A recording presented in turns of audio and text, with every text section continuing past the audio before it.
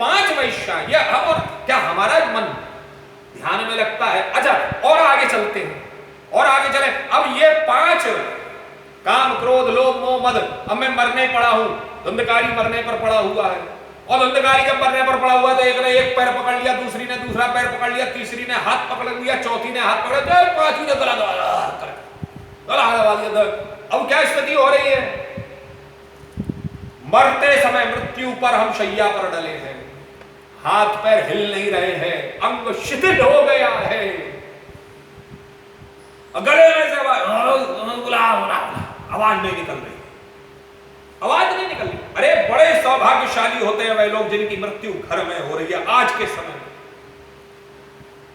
आज नहीं, आज तो मरना भी बेकार है महाराज जी, 5 भी नहीं जुड़ेंगे, जो पहले मर गए वो अच्छे मर गए।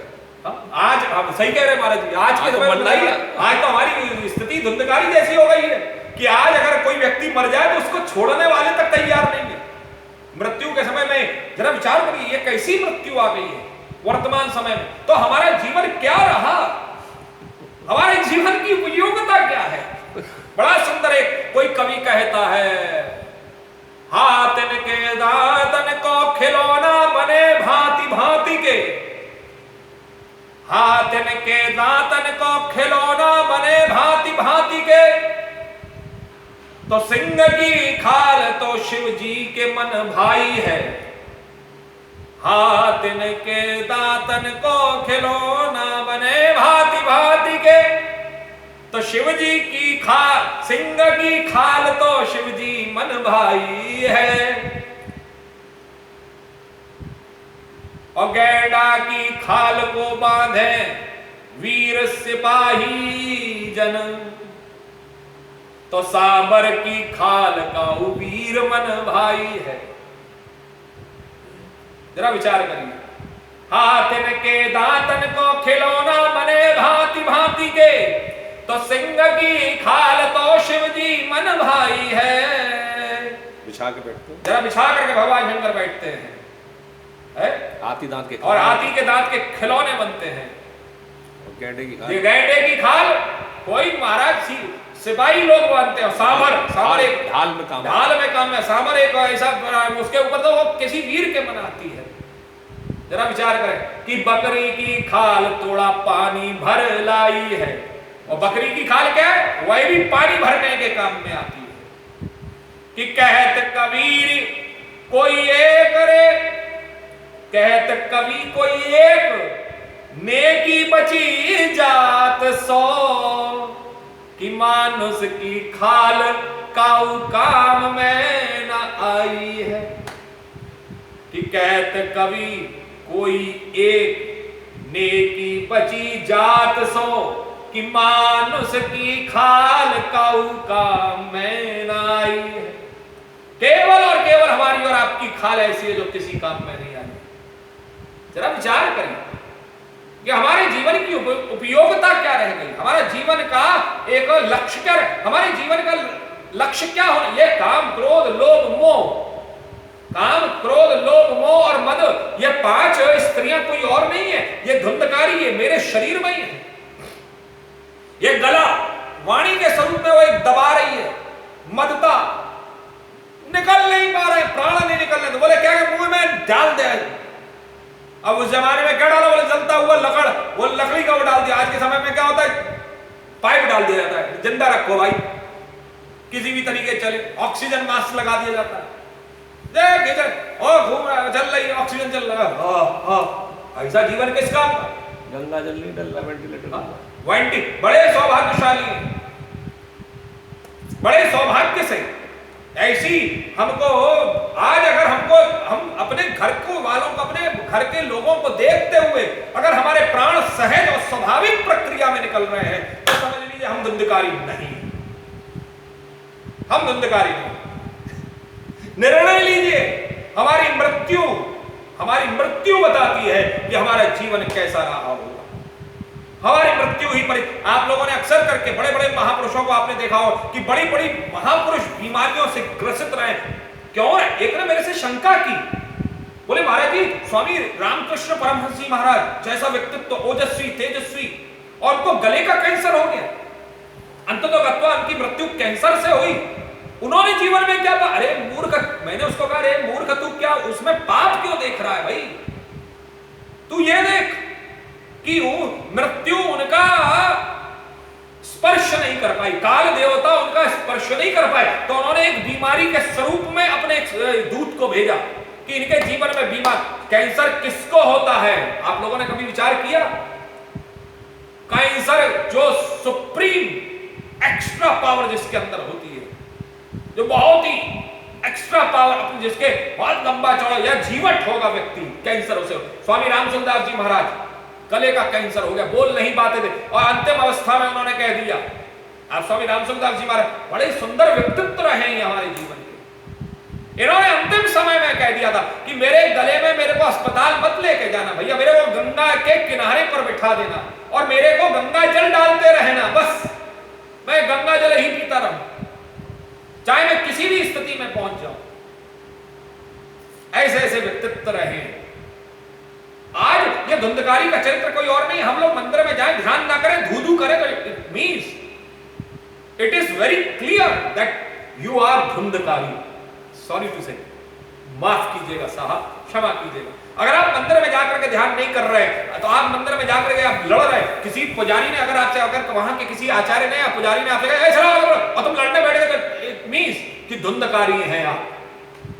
आप घर में बैठे ध्यान करने बैठे और उसी समय ध्यान करते करते कोई बच्चा आ गया या कुछ भी हो गया और उस समय आपका ध्यान टूटा, क्रोध आ गया, तो जरा विचार कीजिए, आप धुंधकारी हैं। ये धुंधकारी कोई और नहीं है, ये 5 काम, क्रोध, लोभ, मोह और मद, इन 5 चीजों के चक्कर में व्यक्ति अपने जीवन को समाप्त कर लेता है। इन 5 चीजों के चक्कर में व्यक्ति अपने जीवन को समाप्त, और इसके आगे और कहा गया, वही जब मरा तो मरने के बाद में उसका पता ना चला। जो ऐसे व्यक्तित्व होते हैं, जो ऐसा कुकर्म कर्मों में लिप्त होते हैं, जो ऐसे अधर्म में लिप्त होते हैं, उनकी मृत्यु का पता भी नहीं चलता है साहब, उनकी मृत्यु का पता ही नहीं चलता। और अगर पता चलता भी है तो कब पता चलता, कैसे पता चलता है? बोले पता ऐसे चलता है जब उनके कुकर्म सामने आते। अरे मर गया, कहां गया भाई, क्यों ढूंढते हो यार, ढूंढने की जरूरत क्या है? मृत्यु हमारे जीवन का शाश्वत सत्य है।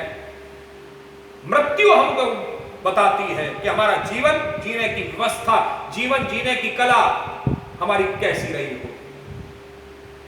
तो यहां पर धुंधकारी का जो कुछ भी था, अच्छा जो कुछ भी आप, एक और बड़ा सुंदर सूत्र है कि वह 5 स्त्रियों ने जो कुछ था उसका सब समेट के ले गए, अर्थात अधर्म से कमाया गया धन। जरा विचार कीजिए कि अधर्म से कमाया गया धन ना तो स्वयं के काम में आता है और ना ही कोई दूसरा उसे भोग पाता है। अधर्म से कमाया गया धन, अधर्म से कमाई गई इज्जत, अधर्म से कमाई गई प्रतिष्ठा, अधर्म से अगर आपने कुछ भी उपार्जन किया है संसार में, क्षमा कीजिएगा साहब, कोई चीज आपके पास नहीं रहेगी और आप अंततः पिशाच योनि को प्राप्त हो। और ऐसा पिशाच बना कि उसकी मुक्ति नहीं हुई, गया में जाकर के भी मुक्ति नहीं हुई। और जब गया में भी जाकर के मुक्ति नहीं हुई तो विचार करिए, चिंतन करिए, थोड़ा सा ध्यान करिए, क्या हमारा जीवन धुंधकारी जैसा होना चाहिए? क्या ये जो कथा है, ये कथा केवल उस समय नहीं कही गई, बल्कि आज भी ये कथा सार्थक होती है। ये कथा का सार्थकपन, ये कथा का जो लक्ष्य है, वह लक्ष्य कब पूर्ण होगा? वह कथा का लक्ष्य तब पूर्ण होगा जब आप कथा को स्मरण करते हुए, आप कथा को ध्यान में रखते हुए अपने अंतःकरण में ध्यान करेंगे कि यह कथा कहीं मैं तो नहीं जी रहा हूं। ये हमारे यहाँ की कथाएं कहती हैं। ये हमारे यहाँ के ये जो पुस्तक है श्रीमद् भगवद गीता, ये श्रीमद् भगवद गीता, ये पुस्तक ऐसी पुस्तक है, ये हमारे यहाँ पर एक ग्रंथ नहीं है, कई सारे ग्रंथ हैं। और कई सारे ग्रंथों में हमको बार बार बताया जाता है, सिखाया जाता है, चिंतन कराया जाता है। यहां पर आपकी फिर मुक्ति कहीं नहीं होगी। गौकर्ण जी महाराज ने जाकर के गया में जाके मुक्ति कर दी साहब। लेकिन वो पुनः प्रकट हुआ, वह पुनः आया। अच्छा, कई बार लोग कहते ना कि साहब हमको बड़े बूढ़े परेशान करते। बड़े बूढ़े परेशान नहीं करते, तुमने कभी अपने बड़े बूढ़ों को परेशान किया होगा, इसलिए तुमको तुम्हारे बड़े बूढ़े परेशान करते। कभी कोई बड़ा बूढ़ा परेशान नहीं करता साहब, मैं स्पष्ट कह रहा हूं। तुम बच्चे को बच्चा तो अपनी मस्ती में मस्त रहता है, लेकिन बच्चा जब बड़े बूढ़ों को परेशान करता, बड़े बूढ़े क्या करते हैं? फिर उसके लिए रिस्ट्रिक्शंस कुछ कर दिए जाते हैं। अगर बच्चा अपने नियम में चलता है, अपने अनुशासन में चलता है, तो वही बड़े बूढ़े उसे प्रेम करते हैं। नियम में चलता है, प्रेम करते हैं। डिसिप्लिन में रहता है, बहुत प्रेम करते हैं। जब बड़े माता पिता की आज्ञा में बच्चा रहता है, प्रेम करते हैं। बच्चा बड़ा छोटा होता है, थोड़े से रिस्ट्रिक्शंस लग जाते हैं, लेकिन वही बच्चा जब बड़ा हो जाता है, 20 साल का हो जाता, नो रिस्ट्रिक्शंस, वो अब कोई रिस्ट्रिक्शन उसके ऊपर काम नहीं करता। और जब कोई रिस्ट्रिक्शन उसके ऊपर काम नहीं करता, तो स्थिति क्या होती है? वो अपने मनमर्जी का मालिक हो जाता है। और जब बच्चा अपनी मनमर्जी का मालिक हो जाता है, तो माता पिता भी कहते भैया कर ले तू जो तुझे जो करना है, तुझे जैसा करना है वैसा कर ले। जरा विचार करिए, अब वो बच्चा जब अपने हिसाब से अपने जीवन को जीता है, तो उसे कष्ट होता है, उसे कष्ट। तो आज बड़ा सुंदर चिंतन का विषय, क्या हम धुंधकारी तो नहीं है? हम घर में, हम बाहर, हम मंदिर में, हम भगवत के इस संसार में कहीं हम धू तो नहीं कर रहे हैं? अगर हम धू कर रहे हैं, तो इसका मतलब है कि हम धुंधकारी हैं। और अगर धुंधकारी है, तो क्षमा कीजिए, थोड़ा सा अपने को बदलने का, अपने को परिवर्तित करने का प्रयास कीजिए। यहां पर गौकर्ण जी महाराज, जब देखिए जरा विचार करिए, ब्राह्मण कैसा होना चाहिए? भागवत कथा किससे? धुंधकारी जैसे व्यक्तित्व की मुक्ति करवाने वाला कौन? बोले उसका अपना भाई। और उसका अपना भाई कैसा? बोले कोई साधारण वक्ता नहीं था, वो कोई साधारण भाई नहीं था, कोई साधारण व्यक्तित्व नहीं था। He was not at all a normal personality or a normal person. कोई साधारण व्यक्ति नहीं था। बोले कैसा था? सुबह प्रातः कालीन वेला में उसने सूर्य देव का रथ रोक लिया, अर्थात जिसकी धर्मचर्या, जिसकी दिनचर्या ऐसी हो कि देवता को भी बाध्य कर दे कि प्रभु आप मुझे मुक्ति का उपाय बता। उसने साधारण व्यक्ति नहीं, उसने सूर्य देव का रथ रोका, और सूर्य देव का रथ रोक करके उसने सामने रखा। उसने प्रभु सूर्य देव से पूछा कि आप मुझे बताइए इसकी मुक्ति का क्या उपाय किया जाए। बोले इसकी मुक्ति का उपाय सिर्फ एक ही है। बोले क्या? बोले वो ये है कि इसको जो है वो भागवत कथा, तो भागवत वक्ता कैसा होना चाहिए उन्होंने स्वयं सुनाई। लेकिन भागवत वक्ता ऐसा होना चाहिए जिसकी भगवत धर्म में, भगवत कर्म में, भगवत व्यवस्थाओं में इतनी निष्ठा हो कि स्वयं भगवान का आशीर्वाद उसके ऊपर हो, स्वयं ईश्वर का आशीर्वाद उसके ऊपर। और उन्होंने कथा सुनाई है। अब ये अब इसमें कथा बड़ा सुंदर आता है कि जब कथा का सारी व्यवस्था हुई, तो उसमें धुंधकारी भी आया है। धुंधकारी जब आया तो वहां पर बांस है, और वो ऐसे बांस में आकर के रुका कि जिस बांस में 7 छिद्र हैं, और उन 7 छिद्रों में रह करके एक एक कथा का एक दिन होता गया, एक एक का पारायण होता गया, तो वह एक एक छिद्र फटता चला गया कथा के दिन की समाप्ति पर। और अंत में 7वें दिन पे जाकर के वो पूरा बांस फटा, उसमें से एक वो दिव्य, ओजस्वी, तेजस्वी, एक शंख चक्र गदा पद्म को धारण करा हुआ एक व्यक्तित्व निकला। लोगों ने उसे प्रणाम किया। उसने कहा भैया मैं धुंधकारी हूं, तुम्हारी कथा को सुन करके मैं मुक्त हो गया।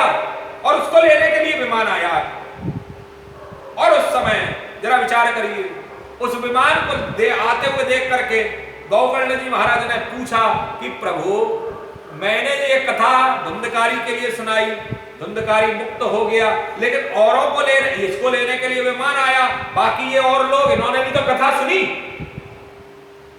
ये अब पुनः ये उदाहरण उस समय का नहीं है, ये उदाहरण आज के समय का है। आज के समय में भी उन्होंने देव भगवान नारायण के जो पार्षद थे, उन्होंने कहा इनमें से एक ने भी कथा नहीं सुनी है। बोले हाँ, इनमें से एक ने भी कथा नहीं सुनी। कथा केवल धुंधकारी ने सुनी। और जब कथा केवल धुंधकारी ने सुनी तो यही आज के समय में भी हो रहा है। आज के समय में भी हम कथा को नहीं सुन रहे, हम कथा को नहीं। कल ही मैंने कहा कि हम गीता को मानते हैं, हम गीता की नहीं मानते हैं। हम रामायण को मानते हैं, हम श्री रामचरितमानस को मानते हैं, लेकिन हम श्री रामचरितमानस की नहीं मानते हैं। हम कुरान को मानते हैं, लेकिन कुरान की नहीं मानते हैं। हम बाइबल को मानते हैं, लेकिन हम बाइबल की नहीं मानते हैं। हम गुरु ग्रंथ साहिब को मानते हैं, लेकिन हम गुरु ग्रंथ साहिब की नहीं मानते। ये झगड़ा को और की का झगड़ा है साहब, को और की का झगड़ा। इसको और की के झगड़े को केवल एक मात्रा का झगड़ा है। एक मात्रा सीधी ऊपर जा रही है, ऊपर जाके मुड़ रही है, और एक मात्रा यूं करके घूम रही है। अर्थात यह भी बड़ा सुंदर सा भाव है। आपको सीधे ऊपर की ओर नहीं जाना, किसी को इधर उधर मत देखो। हाँ, सीधे ऊपर मत देखो, ऊपर देख करके चलो नीचे गिर पड़ोगे। को मानते हैं, बोले अगर किसी को मानना है तो किसको मानना है? बोले ऊपर वाले को मानो, बाबा को मानो, बाबा मनकामेश्वर नाथ जी को तो मानो ही मानो, लेकिन साथ में की भी मानो, की भी मानो। अर्थात अपना जीवन मोड़ दो। बोले कैसे मोड़ दो? बोले उसको देखते हुए केवल हमारा जीवन उसके प्रति समर्पित हो जाए। जैसे हमारा जीवन उसी के प्रति चारों तरफ घूमेगा, हमारा जीवन का कल्याण हो जाए। जरा विचार करिए, बड़ा सुंदर भाव है। तो आइए आज इस चिंतन को यहीं पर रखते हैं, और चिंतन को यहीं पर रखते हुए कल पुनः हम लोग 1 से 2 बजे। और आज बड़ा सुंदर समय है, आज सोमवार है, और सोमवार में भी प्रदोष काल है। प्रदोष काल अर्थात जब त्रयोदशी अर्थात 13 तिथि सांध्य के समय, संध्या के समय पर उपस्थित हो तो प्रदोष काल होता है। और प्रदोष काल भगवान शंकर का काल है। संपूर्ण प्रकार के दोषों को जीवन में अगर कोई समाप्त करता है तो वह शंकर समाप्त करते हैं। भावई मेट सके त्रिपुरारी, विधि का विधान भी अगर कोई मिटाने वाला होता है तो वह शंकर होता है। और आज उसी शंकर की तिथि का दिन है। आज के समय बड़ा सुंदर भाव होता है। शाम को हम लोग पुनः 7:30 से 8 बजे आधे घंटे के लिए हम लोग आज प्रदोष काल पर चिंतन करेंगे। प्रदोष काल कैसा है और भगवान शंकर इसमें क्या करते हैं। तो आइए बड़े प्रेम भाव से इस चर्चा को यहीं विश्राम